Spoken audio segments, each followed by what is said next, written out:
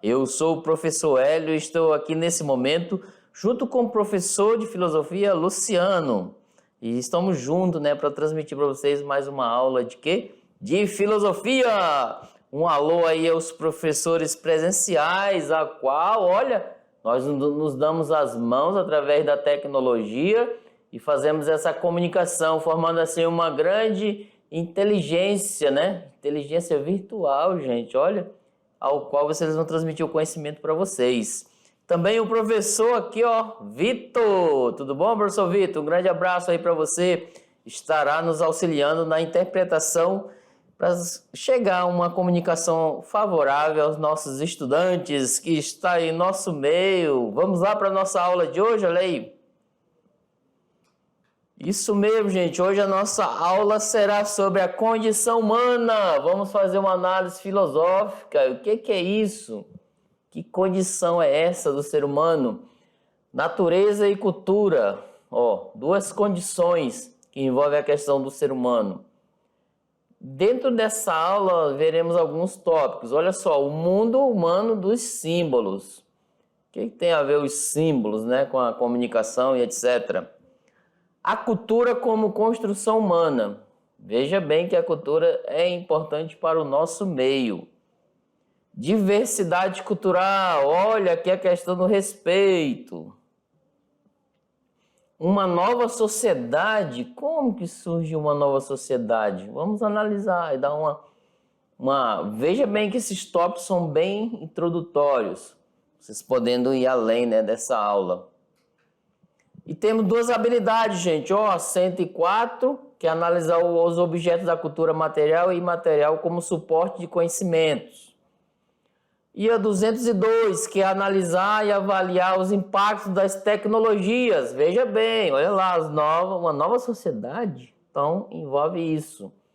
Na estruturação e na dinâmica das sociedades contemporâneas, que são as nossas atuais. Então temos duas habilidades. Olha só, vem aqui comigo. Vamos analisar esse contexto. Olha só, veja bem, ó. Condição humana, natureza e cultura. Ó, estamos aqui uma figura, né? Ela bem questão de figura ilustrativas apenas. O ser humano, né, com alguns animais domésticos. Quem não tem, né, aquele gatinho, né? Aquele cachorrinho, alguns animais dentro de casa, um pássaro, etc. Então nós temos hoje na contemporânea, já desde o tempo antigo, as pessoas têm esse costume de ter, né, essa relação, inter-relação com os animais e domesticá-los, etc., para o nosso meio. Então vamos lá para o texto, olha aí.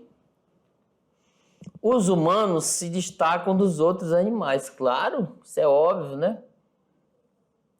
Pois em sua existência, olha aqui, não se limita a aceitar o mundo natural que o rodeia, mas o modifica, olha aqui, gerando e construindo civilização. Então, a todo momento, veja bem, vem aqui comigo. O ser humano, ele não se limita apenas, né, em estar no meio, assim, apenas nascer, viver e morrer. Não, ele vai em busca da modificação daquele mundo que o rodeia. Você chega lá, ganha um lote, né, vai desmatar ele, vai limpar, cercar e vai construir uma casinha. Então é mais ou menos essa ideia de modificação, o mundo. A todo instante as pessoas estão modificando as coisas em sua volta. Tudo mesmo. Há pessoas que têm inteligência, né, aguçada, que pegam um objeto natural, aquela que está na natureza, e eles vão começar a modificar. E olha só, isso tem a ver com o nosso extra classe. Iremos fazer um vídeo, né, sobre o extra classe explicando como funcionará. Vocês irão pegar coisas recicláveis, né, aí no seu meio, no seu entorno, na sua região, e produzir algo útil para a sociedade. Ou seja, aquele objeto, olha, ó, modificar o mundo a todo instante, ó. Aquele objeto que estava jogado, foi descartado na natureza por outras pessoas, vai servir para você, para ser útil, para você usar no seu dia a dia. Você vai produzir algo útil para que as pessoas percebam que não sujar a natureza, não jogar, né, mas transformá-la, né, colocá-la, né, o Protágoras diz, tudo flui, né, tudo se transforma, nada é igual como antes. Então, essa modificação no seu dia a dia. Continuando a nossa aula, olha aí. A natureza é o quê? Um conjunto de todas as coisas. A natureza, tá? Que existem em estado ainda não modificado. Então, a natureza é como se fosse algo não modificado. Por exemplo, essa planta está na natureza. Aí o homem vem, pega ela, coloca dentro de um vaso, ou seja, modificou o seu habitat, sua forma. Pela interferência humana, todo humano se destaca pela capacidade de que modificar a natureza. Somos destacados. Vem aqui comigo, ó. Nós somos homo faber, aquele que faz. Somos aquele que constrói, aquele que modifica o quê? A natureza. A todo instante estamos fazendo algo para modificar a natureza. Viu? Lembra do terreno que eu desmatei, fiz um lote, cerquei, construí minha casa? Ó, eu modifiquei toda a natureza. Além do mais, aquela madeira que eu tirei da lote, eu vou fazer uma área. Aí eu pego a madeira mais resistente, vou colocar, modificar e etc. Então, a todo instante, as pessoas estão modificando em si a natureza. Desde os tempos remotos, nós o fazemos, até hoje. Até, às vezes, natureza já modificada, nós pegamos e remodificamos mais ainda. Por exemplo, o plástico. O plástico é tirado da natureza, né? Ele é produzido. Muitas pessoas, sem uma consciência sustentável, elas jogam o plástico, descartam na natureza de volta, com a ideia de que aquele plástico, ao sair da natureza, ele sofreu várias modificações para chegar a uma sacolinha. Aí as pessoas acham que se eu jogar a sacolinha lá na natureza, ela vai se desfazer e virar o que era antes. Não, não é isso não. Exige um tempo para isso e a contaminação em si do ambiente, né? Daquele meio ambiente, a natureza que está ali. Exige um tempo para ser trabalhado nisso. Então, o correto é reciclar, né? Fazer isso dentro do ambiente, natureza e humano. Então, a todo instante nós estamos fazendo essa modificação. Vamos lá agora, olha lá. O mundo humano dos símbolos. Gente, a todo instante temos símbolos. Vem aqui comigo. Quem não tem um símbolo, né? Ó, Vitor, vamos lá com esse símbolo aqui, ó. Ó. Amo vocês. Então é um símbolo de Libras, né? Eles falam isso. Muito legal, eu gosto de usar muito, tirar fotos assim. Existem vários tipos de símbolos. E hoje, dentro da tecnologia, ó, temos vários. Esse daqui, ó, é o Wi-Fi, né? Se tem sinal aqui, você diz, opa, tem um sinal ali, eu vou já pegar a senha. Então as pessoas às vezes entram no mercado, entram no comércio, eles não, a primeira coisa que eles perguntam não é nem o preço, eles já perguntam, é Wi-Fi? Aí já pede a senha, né? Olha só, são vários símbolos. Eu trouxe alguns, tem inúmeros. E às vezes vai até você, né? Qual é o símbolo que você aperfeiçoa, que você gosta, se identificou com ele? Qual é esse símbolo? Porque temos isso, ó, viu que nós temos a capacidade de se interagir com os animais, né? Aquela questão do sentimento, etc. A convivência. Também temos a questão da linguagem, os símbolos, que envolve o nosso relacionamento em si, né? Às vezes uma imagem, ó, ela fala muito. A simples imagem, ou seja, numa linguagem filosófica, no sentido de fenomenologia, aquela imagem ela vai além daquilo que ela é em si, a representação dela. Muitas vezes, dentro de uma imagem, ela é o símbolo daquilo que representa. Vou lhe contar um fato histórico. Vocês podem até tirar dúvida aí com o professor de história, para ver se é verdade, né? Não vai ficar só acreditando no professor Hélio. Pesquisem, vão além. Lá na Grécia Antiga, César Augusto era o imperador. Lá nas localidades longínquas, onde ele não ia muito longe, ele mandava esculpir as moedas com o rosto dele. E as moedas ficavam naquela cidade. Ou seja, as pessoas que usavam aquela moeda naquele ambiente já percebiam a imagem de César, ele mandava ali. Olha só a imagem, como ela vai além. As pessoas, mesmo longe, mesmo não tendo a presença do imperador, eles sabiam que, através daquela imagem na moeda, ele é quem mandava, ele que comandava aquela região. Veja como a imagem ela vai nessa perspectiva. A todo tempo da história, nós nos deparamos com algum tipo de imagem, né? Vamos lá para o texto, olha aí. Vamos lá. Nessa temática, ó, entra o quê? A questão da antropologia filosófica. Gente, isso aqui, ó, antropo é ser. E pologia, né? Desculpa, até aqui. E logia é o estudo do ser, né? Como cultura, linguagem, trabalho, consumo e lazer. Veja bem, ó, se um antropólogo é uma corrente, né, de linha de pensamento dentro da filosofia. Ou seja, eu posso me tornar um profissional antropólogo. É um pesquisador em si, das comunidades, das regiões, dos grupos, né, dos povos tradicionais, etc. Por exemplo, eu já falei isso numa aula anterior, se eu quero conhecer vocês aí na sua escola, ó, eu vou analisar a questão antropológica, que é o quê? A cultura, a linguagem de vocês, o trabalho, o consumo e o lazer. Daí eu vou trazer uma perspectiva, dizer, ó, aquela comunidade é assim, assim, assim, por causa disso, disso, disso. Veja bem, mais ou menos essa ideia antropológica. Eu analiso seus comportamentos de várias formas, né, como se consome, como se vive, a alimentação, a dança, etc. O âmbito cultural como um todo. Aí eu vou dizer, ó, conheci aquela comunidade, tá bom? É mais ou menos isso. Vamos lá, continuando, olha aí. São reflexões que propõem o quê? Investigar o que é o ser humano, sempre. Quais são as características do pensar, do agir, como constrói sua existência, o processo de aculturação pelo qual ele passa. Então, tudo isso eu vou analisar no âmbito da antropologia.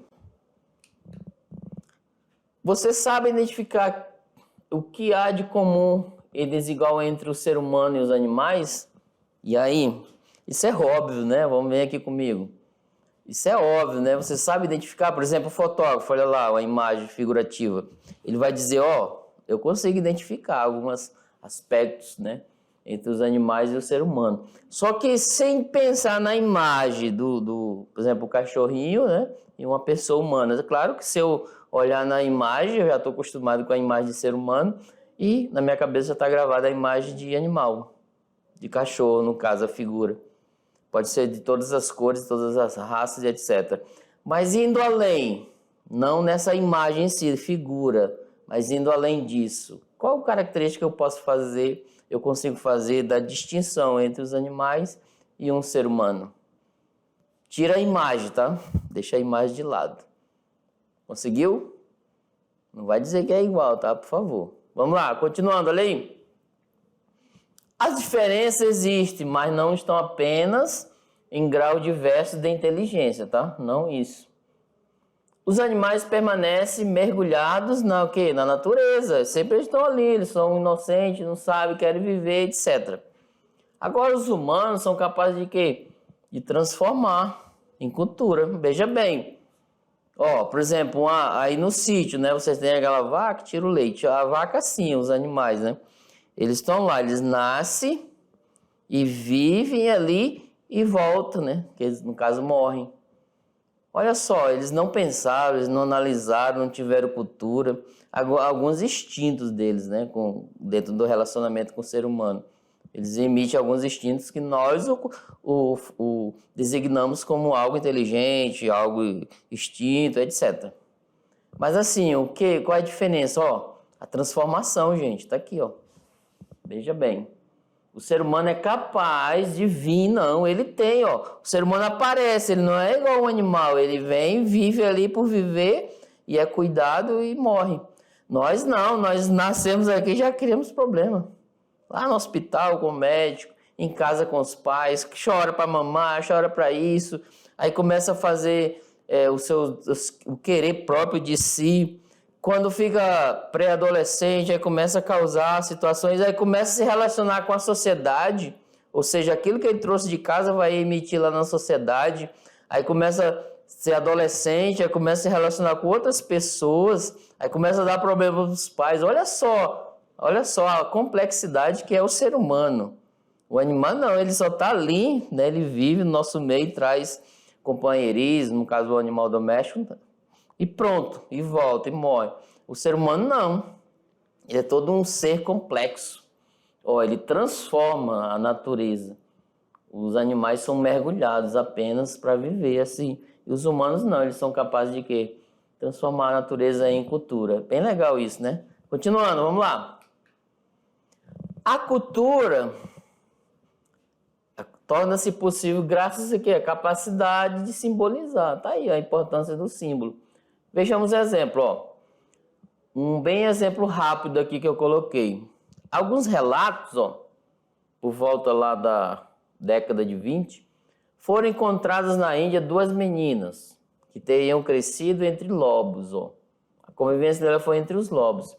Essas duas crianças não possuíam quaisquer das características humanas, porque o convívio em si. Não choravam, não riam e nem falavam. O processo de humanização só teve início quando passaram a participar do convívio em sociedade. Houve aí um processo de quê? Humanização. Então, assim, gente, ó. Olha só, vem aqui comigo. O processo de humanização, ele está em nosso meio. Ele é feito pelas pessoas. Claro que se, obviamente, é um processo de humanização, é porque tem a mão do ser humano no meio. Viu? As meninas foram criadas, né, lá entre lobos. Então, os instintos dela, a convivência, o que elas aprenderam, foi gestos distintos daqueles lobos. Então, ela não tinha uma convivência humana em si dentro de sociedade. A partir do momento que elas receberam um processo de humanização, passaram a ter essa interação com os seres humanos. Porém, há um processo bem longo, tá? De análise, de transformação e etc. Vamos lá para o texto. Mais um exemplo que eu vou trazer, ó. Ó, vou pegar agora um objeto para vocês entenderem mais ou menos como funciona. Vem aqui comigo. Vamos lá. Ó, essa cadeira aqui, vou trazer ela mais para cá. Gente, essa cadeira no seu processo in natura, lá em natureza, era considerada apenas como o quê? Uma madeira, estava lá na natureza. Aí por que ela sofreu um processo de humanização? Ó, o formato, né? Vou até levantar. Algo para sentar. É uma madeira, uma árvore que se transformou humanizada, né? Por alguém, um carpinteiro no caso, transformou num banco para sentar. Muito legal, é mais ou menos essa ideia, o processo de humanização. Eu humanizei, o carpinteiro, quer dizer, não o professor Hélio, né? Ele humanizou essa árvore, né? Ele transformou em algo, objeto humano. E o sentido da cadeira está onde? Está para mim.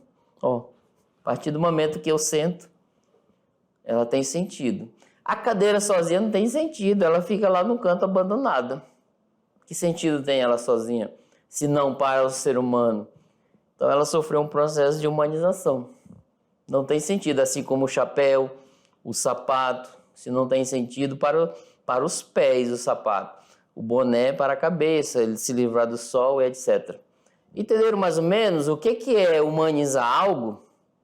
Então, quando você diz, o humano, é que alguém, um ser humano, colocou a mão dele lá. Algo desumano, a transformação fora da humanidade, do ser humano em si, das características dele. Continuando, vamos lá. No âmbito das linguagens dos animais, né, ó, as abelhas, veja bem, ó, utilizam o quê? Uma espécie de dança para indicar umas às outras onde encontrar o pólen. O que caracteriza o quê? Um tipo de comunicação. Então, veja bem, os animais não são questão de extinção humana, mas eles são inteligentes. Veja as abelhas, ó, um tipo de dança, um ritual, para indicar onde tem o pólen. Ó, é ali. Se nós falássemos, era assim, ó, liga, faz uma mensagem, né, nas redes sociais, ó, tem ali. Às vezes a gente pergunta um do outro aqui no estúdio, né, o pessoal do estúdio, muito legal, ó, sabe o endereço onde tem um produto? Ele já manda na rede social o endereço do local. Muito legal, tem um produto lá. Veja só os animais, o que eles fazem, as abelhas. Eles têm um ritual, né? Uma espécie de dança. Ó, se comunica dessa forma. E os cachorros também, eu coloquei essa imagem para ele verificar. Um intelectual, né? Canino. Ou seja, ele tem a maneira de se comunicar com o outro. Né? De fazer, de tentar falar, né? Essa linguagem em si. Vamos nos comunicar. Às vezes lá no fundo de casa tem assim, um ambiente que é área verde. Aí chega o bem te vi, aí ele fala, ele canta, né, bem te vi, aí eu falo, bom te ver, aí ele repete, aí a gente fica nessa comunicação, veja bem, o humano, né, e o pássaro, bem legal isso. E vocês aí também podem, ou de alguma maneira já se comunicou, tentou se comunicar, é claro que não é uma linguagem propriamente humana, tá? É uma tentativa de se comunicar por sinais com aqueles animais, né, que estão em sua volta. Legal isso? Vamos lá, continuando, olha lá. Animais como macacos e cães são capazes de quê? De demonstrar amor e raiva. Então eles demonstram, tá? Quando estão com raiva e quando tem amor. Alegria e tristeza. Além de tantas outras características comuns aos humanos. Descoberta do nosso convívio com eles. Então assim, nós o percebemos eles emitirem, ok? Algum tipo de sentimento. Quando eles estão bravos, quando eles estão alegres, etc. Por isso mesmo, indagamos, será que o meu cachorro, de você aí, ó, pensa? Olha que pergunta, né? E se pensa, em que pensamento dele distingue do meu? E agora, nos colocamos numa encruzilhada, né? Lá em casa eu faço assim, ó, quando eu chego eu bato o pé 3 vezes, o cachorro vem, aí se deita e começa a querer brincar, ele já sabe. Bateu 3 vezes, ele já vem. É uma espécie de comunicação com ele, com o animal lá em casa. E o gatinho também, né? A gente tem uma espécie de se comunicar com ele. E a pergunta é, será que os animais pensam? E vocês que estão aí no sítio, né? Tem as vacas. Vocês que estão nas comunidades, tem aqueles animais nativos, né? Silvestres. Será que eles pensam? Como se distingue o pensamento deles com o nosso? Já parou para pensar, né? Essa harmonia que temos com os animais, ou às vezes ele tem entre eles. Percebe que alguns animais se encontram, se dão bem. Outros começam a ficar bravos um com o outro, né? E aí, já parou para pensar? Como eles se comunicam? Será que eles pensam? Filosofia animal, olha aí, gente. Tem uma linha de pensamento da filosofia que analisa a questão do animal como ser vivo, né? Como parte do todo, parte da humanidade. Qual o pensamento? Será que o pensamento deles é igual ao nosso? Igual do professor Hélio, o seu, de ambos, né? O pessoal do estúdio aqui, né? Será? Como eles pensam? Como os animais? Não fique aí, vamos pesquisar. E manda pra gente essa resposta, é bem legal. É um pensamento filosófico de análise, né? Aquilo que há uma interação entre ser humano e pessoas. Continuando, vamos lá. Ao nascer, por exemplo, vou dar um exemplo de uma criança, tá? Ao nascer, uma criança encontra-se diante de valores já estabelecidos, tá? Já tem lá, a família já tem sua cultura.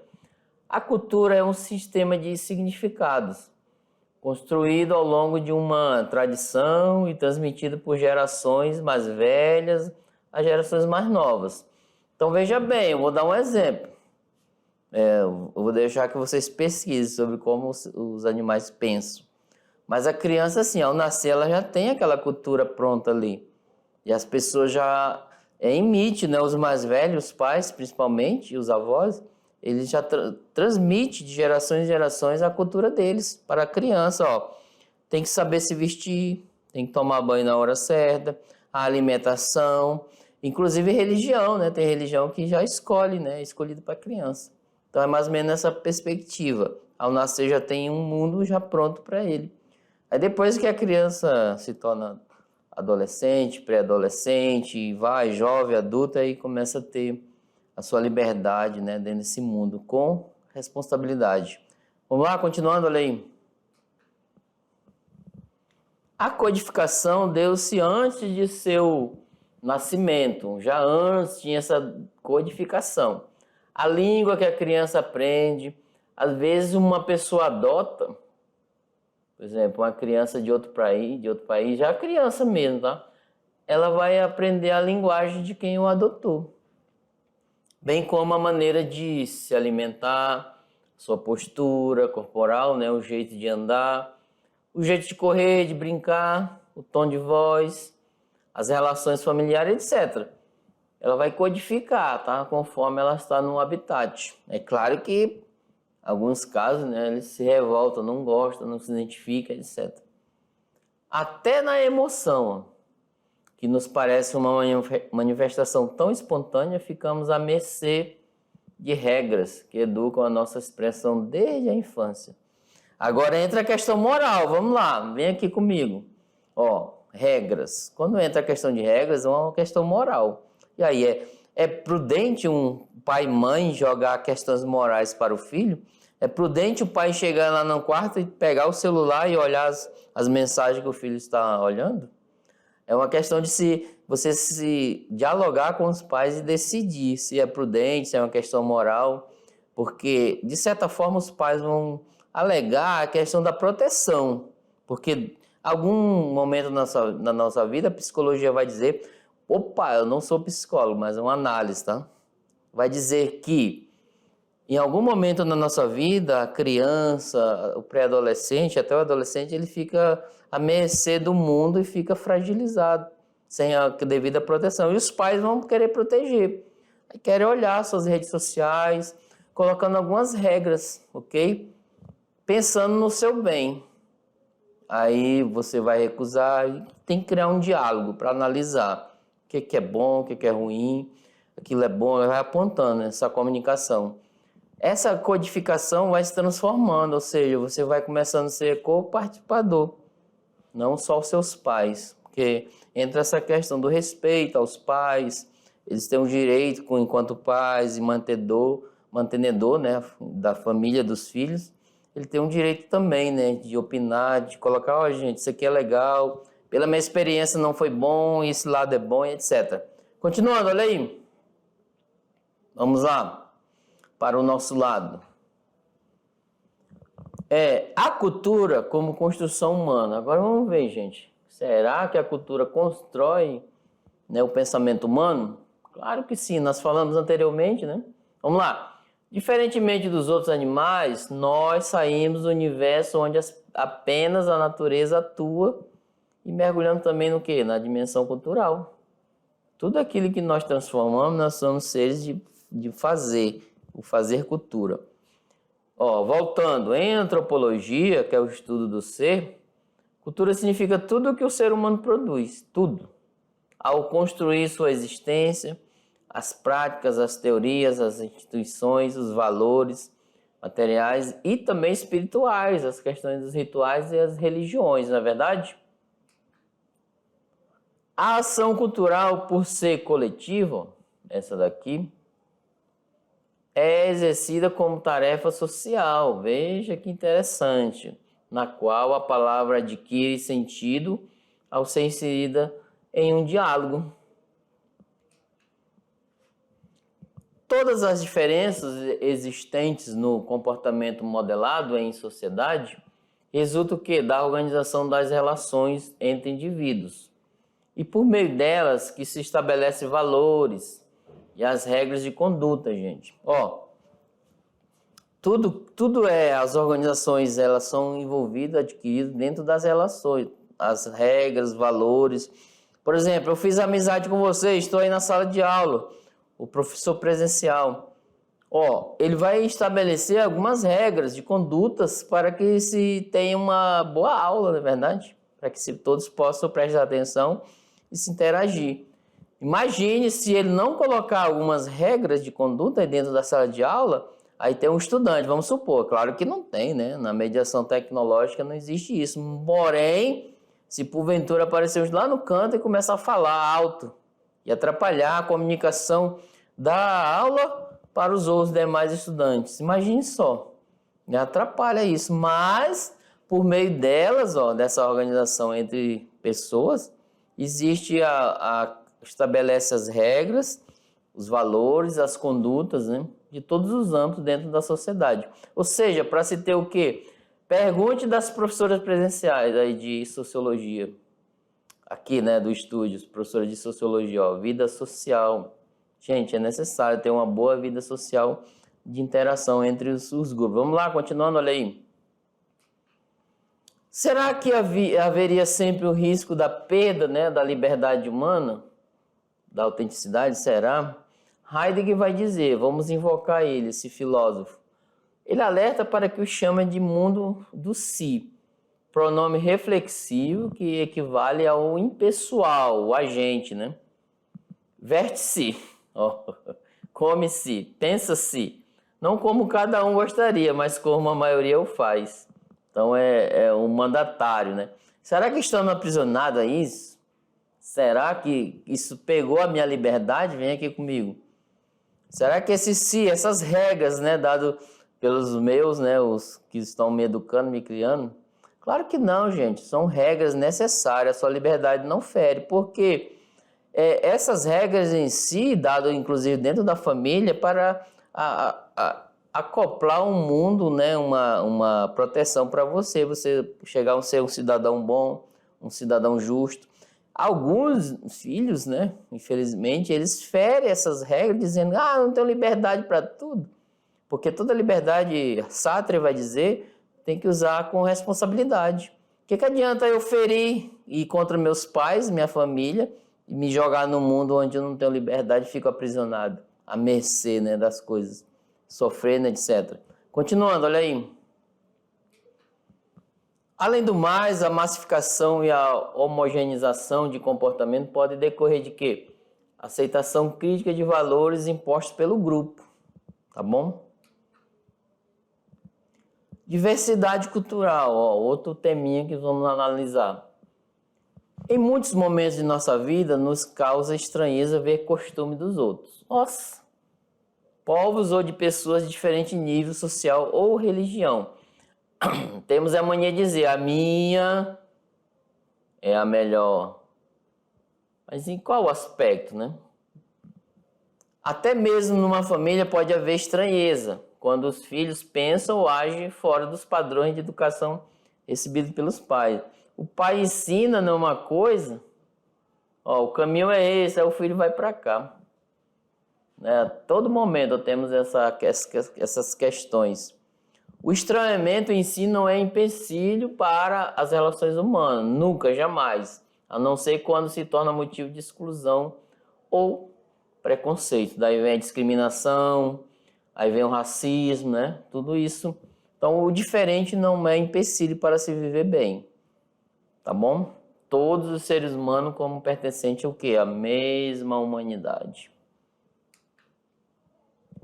O risco da não aceitação do diferente encontra-se em gerar violência e exclusão, como ocorre no caso de xenofobia. Gente, a minha cultura é boa, eu vou eliminar a outra. Ou homofobia, né? O outro não pode se lidar com o outro. Ou racismo, preconceito, das classes, etc. Contra a mulher, contra os homens, etc. Todos os âmbitos têm esse preconceito. Uma nova sociedade, e agora? Em todos os tempos e lugares, sempre ocorre o quê?